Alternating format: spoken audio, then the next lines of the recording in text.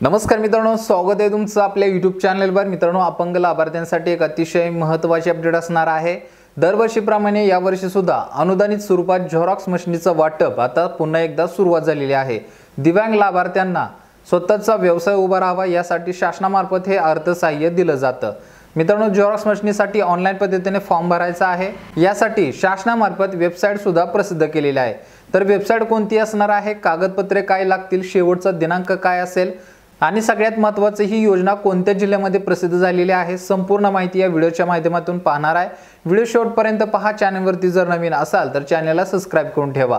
अशाच महत्त्वपूर्ण अपडेट तुम्ही घरबसल्या स्वतःच्या मोबाईलवरती सुद्धा पाहू शकता। तर या ठिकाणी मित्रांनो, मी स्क्रीन रेकॉर्डिंग जी आहे ती सुरू केलेली आहे। जिल्हा परिषदेअंतर्गत ही योजना शासनामार्फत राबवली जात आहे। समाज कल्याण विभागाअंतर्गत ही योजना दिव्यांग लाभार्थ्यांसाठी राबवण्यात येत आहे। आता याच्यामध्ये मित्रांनो पाहू शकता, समाज कल्याण विभागाअंतर्गत विविध योजना या ठिकाणी प्रसिद्ध करण्यात आलेल्या आहेत। याच्यामधील मित्रांनो आपण ही 2 नंबरची जी योजना आहे, दिव्यांग लाभार्थ्यांना झेरॉक्स मशीन पुरवणे, तर या योजनेसंदर्भात आपण चर्चा करणार आहे। या पेजवरती येण्यासाठी मित्रांनो आपल्याला zpsatarascheme.com ही जी वेबसाईट आहे, ही वेबसाईट आपल्याला सर्च करावी लागणार आहे। त्यासाठी मी लिंक डिस्क्रिप्शन बॉक्समध्ये तुम्हाला देत आहे। त्या ठिकाणी जाऊन तुम्ही या डायरेक्ट वेबसाईटवरती येऊ शकता। वेबसाईटवरती आल्यानंतर मित्रांनो सुरुवातीला आपल्याला लॉग इन करून घ्यावं लागणार आहे। आता या ठिकाणी मित्रांनो आपण वेबसाईट तर पाहिली, याचा दिनांक सुद्धा पाहून घ्या। 15/6/2025 म्हणजेच पुढच्या महिन्यापर्यंत आपल्याला या योजनेअंतर्गत सहभाग घेण्यासाठी तारीख देण्यात आलेली आहे। जे लाभार्थी या योजनेअंतर्गत सहभाग घेण्यास इच्छुक असतील तर अशा लाभार्थ्यांनी नक्की याच्यामध्ये फॉर्म भरायचा आहे। आता मित्रांनो याच्यावरती आपण क्लिक करून हा फॉर्म जो आहे तो ओपन करणार आहे। इथं फॉर्म मित्रांनो ओपन करायच्या अगोदर इथं आपल्याला एक मेसेज आलेला पाहायला मिळेल, कृपया दिव्यांग प्रमाणपत्र अपलोड करा।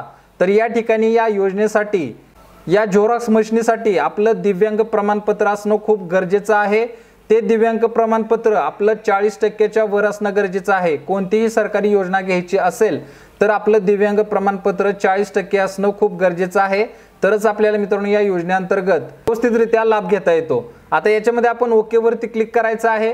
कागदपत्र आपण अपलोड करूच। या ठिकाणी मित्रांनो एका लाभार्थ्याची आपण संपूर्ण डिटेल इथं भरून घेतलेली आहे। ज्या लाभार्थ्याचा फॉर्म भरायचा असेल त्याची संपूर्ण डिटेल या ठिकाणी भरून घ्यावी लागणार आहे।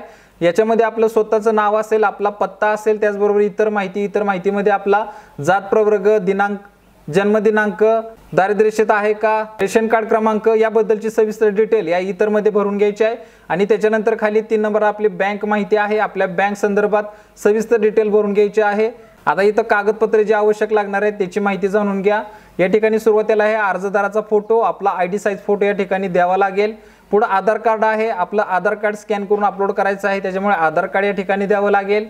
त्याच्यानंतर पुढे 3 नंबरला पासबुक आहे। पासबुक आपल्या या ठिकाणी चालू बँक खात्याचं द्यायचं आहे, जेणेकरून अनुदान यायला कोणत्याही प्रकारची अडचण येणार नाही। आणि त्या पासबुकला आपलं आधार कार्ड सुद्धा लिंक आहे का तुम्ही चेक करायचं आहे। पुढे 4 नंबरला आहे आपलं रेशन कार्ड आहे, चालू रेशन कार्ड तुम्हाला या ठिकाणी अपलोड करायचं आहे।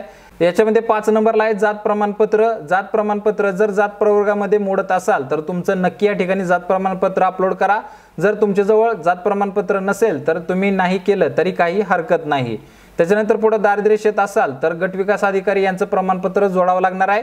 म्हणजेच मित्रांनो आपण दारिद्र्यरेषेअंतर्गत असल्याबाबतचं प्रमाणपत्र ग्रामपंचायतमध्ये काढून इथं तुम्ही अपलोड करू शकता, तो तुम्हाला बोनस पॉईंट ठरू शकतो। त्याच्यानंतर शेवट सर्वात असणार आहे दिव्यांग प्रमाणपत्र। आपलं अपंगाचं प्रमाणपत्र या ठिकाणी अपलोड करायचं आहे, जे तुमचं सरकारच्या माध्यमातून काढलेलं असेल, ज्यालाच UDID आपण क्रमांक म्हणू शकतो। तो जर आपला निघाला असेल, त्याचं सर्टिफिकेट तयार झालं असेल तर ते आपल्याला या ठिकाणी अपलोड करायचं आहे। तर या पद्धतीने ही संपूर्ण कागदपत्रे आपण पाहिली।